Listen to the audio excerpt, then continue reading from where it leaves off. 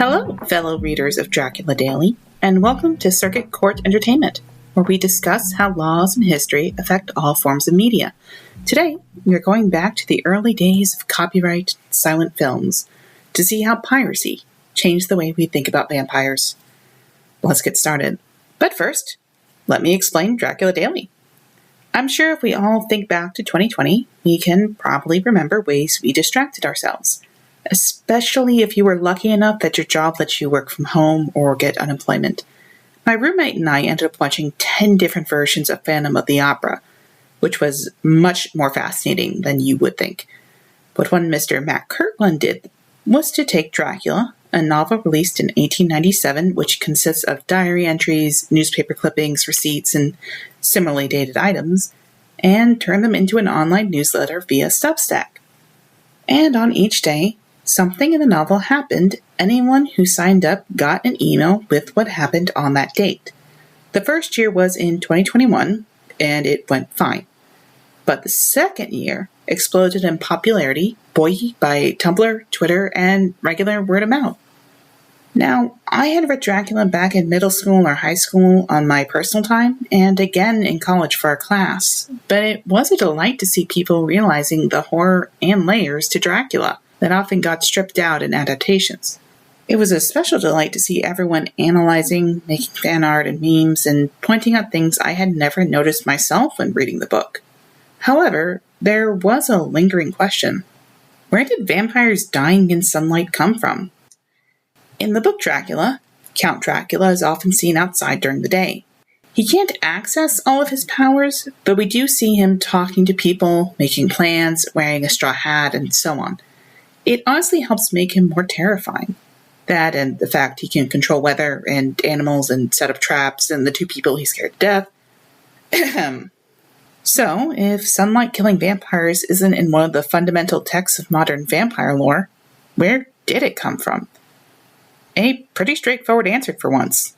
The 1922 silent film Nosferatu, what is most likely the earliest adaptation of Dracula available, with at least one previous version being considered lost media. But the story of Nosferatu's creation and distribution is why it's had such an impact on vampire lore, especially in the US. So first I need to explain the difference between inspiration and straight-up theft, and to do that, I'm going to talk briefly about a previous podcast subject, Alan Wake. Alan Wake, the video game, is obviously inspired by the TV series Twin Peaks. Part of the tutorial and first level mimic the Twin Peaks opening. The diner and the sheriff's station are dead ringers for those locations in Twin Peaks. There's an analog to Twin Peaks' Log Lady with Alan Wake's Lamp Lady, Cynthia Weaver.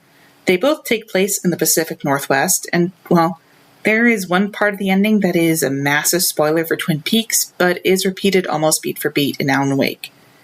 However, Alan Wake also does its own thing. The villain, Barbara Jagger, the side characters, the old gods of Asgard and Emil Hartman, the core thematic questions about writing and the creative process, the motifs involving water, and the MacGuffin at the end are all unique and mostly pulled from the writer Sam Lake's post-grad writing assignments. Everything else is like person comes to a small town and it pulls from the hero's journey and other general writing themes. To say Alan Wake is an adaptation of Twin Peaks is a lie. This is not what happened with Nosferatu. Nosferatu is a 1922 silent German film which is a shortened adaptation of Dracula. And by that I mean it changed some characters' names, alters the vampires to be more linked with plague and rats in a post-Spanish flu and World War I world, and cuts out most of the secondary characters and most of the last half of the book, possibly for budget reasons, but is otherwise exactly the same. It even credits Dracula in the opening. But this was the problem, because they did not have permission to adapt it. Copyright was much more loose and unclear in the 20s. Plus, since it was a German studio and Bram Stoker was a dead Irishman, and so Prana Films decided to give the adaptation a go. The movie was, by all accounts, a masterpiece, using multiple tricks in the early days of cinema to help carry the supernatural atmosphere along. Various shots and shadows are still iconic today, and the Nosferatu style of vampire, with his rat-like teeth and bald head, is a separate species compared to the Dracula vampires. But it was the only movie the studio ever did. Bram Stoker had died in 1912, and in the 1920s, his wife was trying to sell the theater adaptation rights when she heard about a film adaptation being shown at a London theater. Something she knew no one had legally approved. So, with the fear that this film adaptation would destroy her own attempts, she sued to get reimbursement, and failing that, the destruction of all the prints. Prana tried very hard, but they were a small studio, and they kind of did it without her permission. So the studio closed, and rumors hold that she had all the copies burnt. While that is not true, we have multiple prints with unique elements showing they are, in fact, unique prints of the movie and not the same movie copied several times over with slight defects. She did try to destroy most of them. And the ones that did manage to slip away found themselves in multiple countries as she tried to get a theater adaptation of the book off the ground. She did succeed in commissioning and releasing a play in England, just as the United States found itself with a print of Nosferatu, and a copyright system that needed people to register and renew items to be considered under copyright. Well, not only did this print not do that, apparently Dracula itself wasn't registered. At that time, you needed 2 unique copies to confirm copyright, and Stoker only had one submitted. There was a second one submitted later, which hints to Dracula being published serially as in the style of the time, but there is no other proof. So, the United States functionally pirated a movie. When Dracula's film rights were bought by Universal, Mrs. Stoker tried again in the US. Apparently, Universal did manage to get their hands on some of the prints, but by this point Nosferatu was spread too broadly that it did no good. While I touched on the differences between Dracula and Nosferatu before, there was one more major difference. At the end, Nosferatu dies when, feasting on a pure-hearted maiden, he forgets about sunrise. Now, this is because they weren't entirely sure how to end the story. It was an early film production, they were trying to change it a bit so they weren't caught, and the last half of the book is Dracula biting Mina Harker and everyone else trying to kill him to stop her from turning into a vampire. But Van Helsing and Seward are barely characters in Nosferatu. In fact, I don't think they interact with Jonathan analog named Hutter. And there is a possible Arthur and Lucy analog, but the Lucy is not shown to be attacked on screen, and Arthur just has a handful of lines. So most of the Nosferatu consists of Jonathan going to the castle, meeting Dracula, realizing he's a vampire, Dracula escaping via the Demeter, Jonathan returning, and Dracula attacking the town through some kind of a plague. They have to wrap up the movie, and they don't have any of the main inciting incidents. So, sunlight. Honestly, it works fine within the movie itself. But here's the interesting bit. Nosferatu, as stated, is a popular and technically illegal movie, so in the 20s, a lot of people saw it, maybe even before reading the book.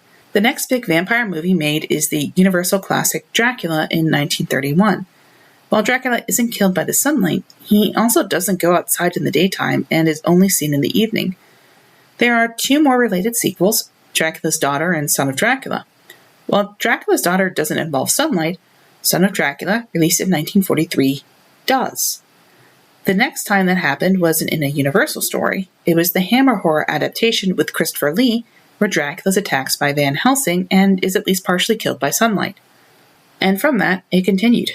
Most adaptations like Buffy, What We Do in the Shadows, Lost Boys, Fright Night, Blackula, the new movie Abigail, and The Last Voyage of the Demeter used the sunlight as a weakness, even as they made a point to say stuff like processes and garlic don't work. More comedic or childish works like Monster High and Hotel Transylvania have vampires use parasols, hoodies, or a comically high SPF or sunblock. Or there are ways to work around it, such as Blade being a half vampire, Karen, aka Chibi Vampire, having her immunity be part of the plot, and Interview with the Vampire and Legacy of Kain have it be an ability vampires gain over time. And other works like Castlevania mostly just sidestep it by having it take place during the night. And I'm not going to touch the Netflix show. I mean, it does say something when I think the only ones to do the immune to sunlight recently are Twilight and the web series Carmilla, and Carmilla is an adaptation of a vampire book that predated Dracula. In fact, there's a rush of vampire plays and stories before Camilla, but a lot of them have been lost or forgotten. I will say in my research no one mentions sunlight as a weakness. If you watch The Terminator, there is a credit at the end where they thank Harlan Ellison. The opening of Terminator is very similar to a story of Ellison's called The Soldier. Allison and his lawyers threatened to sue until they settled with the credit and an undisclosed amount of money. Something similar happened here. Nosferatu, trying to keep from being sued, credited Bram Stoker, which just gave the Stoker estate more proof when the law came knocking on the studio's door. But in that, the history of vampire media changed dramatically. By trying to erase copies, the estate made sure that some of these copies of Nosferatu escaped. And then, by spreading it through the US audiences began to believe that sunlight could instantly destroy vampires, if they hadn't read the book. And by the time Son of Dracula and Hammer Dracula came around, well, the audiences were sure of it. While it does rob vampires of some of their terror, Dracula in the novel was seen possibly picking out other victims and planning his attack on Lucy with a wolf during the day.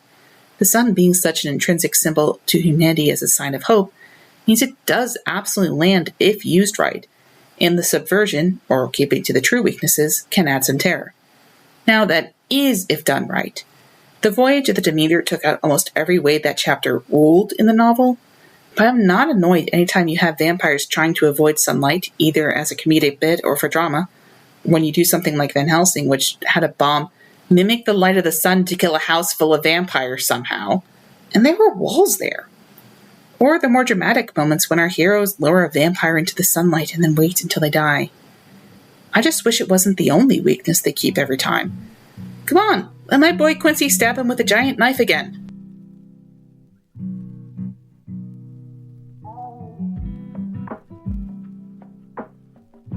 Thank you for listening to Circuit Court Entertainment.